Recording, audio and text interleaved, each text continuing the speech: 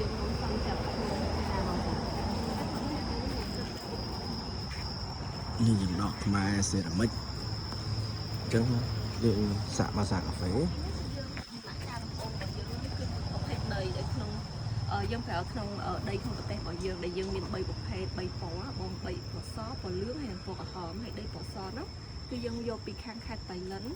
នៅជាប់ព្រំដែនថៃបងហើយដីពណ៌លឿងប្រភេទពីតំបន់ទន្លេដៃទន្លេសាប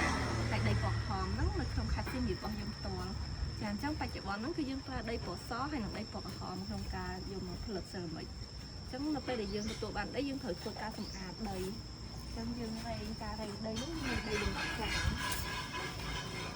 ចឹងរែងដីហ្នឹងគឺយើងប្រើសំណាញ់ទំហំប៉ុណ្ណេះហ្នឹងគឺធ្វើការរែងយកគ្រោះចេញពីដី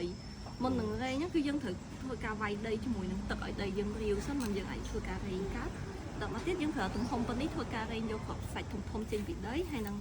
ទំហំចុងក្រោយសំណាញ់ដែលម៉ត់ខ្លាំងឲ្យដីរបស់យើងម៉ត់ល្អអញ្ចឹងបន្ទាប់ពីដីរបស់យើងម៉ត់ល្អស្អាតហើយយើងប្រើម៉ាស៊ីននេះធ្វើការសម្ងួតដីដោយម៉ាស៊ីនហ្នឹងធ្វើការបូមដីចូលទៅក្នុងហើយនឹងវាយចម្រោះទឹកចេញពីដីយើងទទួលបានដីដែលមានសភាពអត់រឹងពេកហើយក៏អត់ជ្រាយពេកដែលយើងអាចប្រើប្រាស់នៅលើម៉ាស៊ីនធ្វើចានបានយល់បងនៅក្នុងនេះគឺយើងបង្ហាញនៅពេលដែលយើងអត់មានម៉ាស៊ីនធ្វើការសម្ងួតដីហ្នឹងគឺយើងត្រូវធ្វើការសម្ងួតបែបនេះអញ្ចឹងយើងត្រូវការចំណាយពេល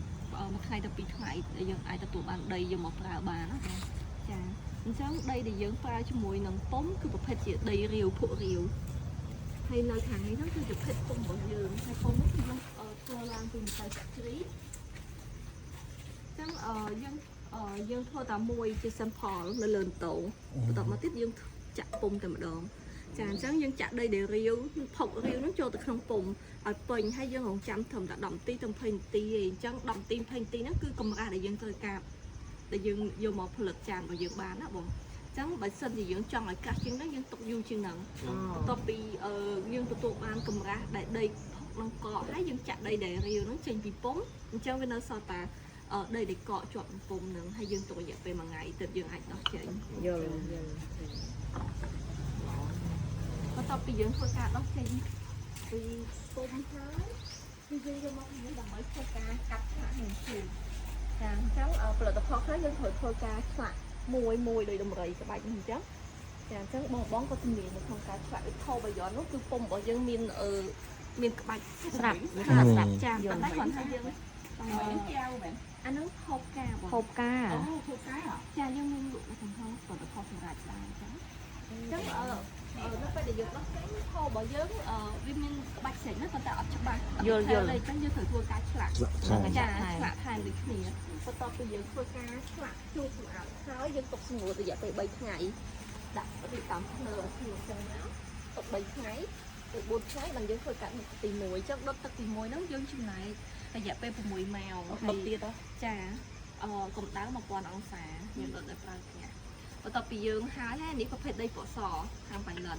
អានេះដីប្រភេទដីខាងសៀមរាបយើងចាដីដែលប្រើជាងគេគឺដីពីរហ្នឹងចាហើយបន្ទាប់ពីយើងដុតទឹកទី1ហ្នឹងហើយបានយើងយកមកធ្វើការជ្រលក់ពណ៌អញ្ចឹងនេះគឺពណ៌ដែលយើងប្រើដោយពណ៌របស់យើងហ្នឹងគឺមានទឹក70%នៅខាងក្នុងហើយនឹង30%ទៀតហ្នឹងគឺជារូបវត្ថុធាតុដើមពីធម្មជាតិអញ្ចឹងសុវត្ថិភាពសម្រាប់អាហារបងប្រើប្រាស់បានសម្រាប់ម្ហូបអាហារអត់មានបំពុលសុខភាពទេនៅពេលដែលនេះពណ៌